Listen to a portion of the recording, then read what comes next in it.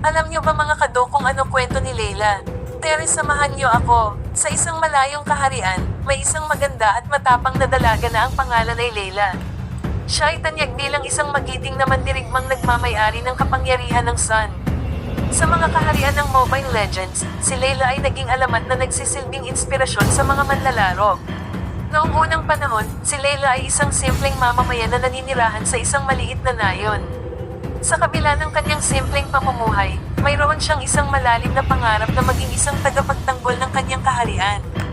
Mula sa kanyang puso na puno ng tapang at determinasyon, isinulong niya ang kanyang kakayahan sa paggamit ng Sun Power.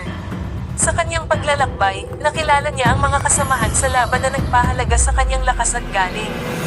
Sa bawat laban, siya ay nagtatanghal ng husay at kahusayan. Pinatunayan niya na ang isang babae ay kayang hamanin ang kahit na sino sa loob ng laro.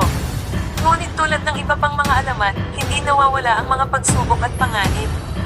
Isang malalim na kadiliman ang bumabalot sa kaharian, at ang mga kalaban ay sumusugod sa mga bayan at nayon, nagdudulot ng lagim at kalituhan. Sa panahong ito, kailangan ni Layla na gamitin ang kanyang lakas at katalinuhan upang labanan ang mga puwersang kasamaan. Sa bawat paglaban, si Layla ay nagtatanghal ng tapang at kahusayan. Ang kanyang Sun Power ay sumisilay, at ang bawat pagputok ng kanyang baril ay tumatagos sa mga kalaban. Tinutulungan niya ang kanyang mga kasama na maabot ang tagumpay at mabawi ang kapayapaan ng kaharian. Hindi lamang sa laro ng Mobile Legends ang kanyang mga kahangahangang gawa. Si Layla ay naging inspirasyon sa maraming manlalaro, isang simbolo ng kapangyarihan at determinasyon. Ang kanyang kwento ay patunay na kahit ang isang simpleng dalaga ay maaaring maging isang tunay na mandirigma at bayani.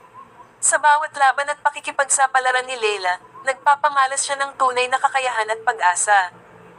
Ang kanyang kwento ay patunay na sa loob at labas ng laro, ang kanyang pangalan ay magpapatuloy bilang isang legendang nagbibigay inspirasyon at nagpapakita ng kapangyarihan ng kababaihan. Paki-react at share naman mga kado para sa susunod na kwento. Salamat ng marami.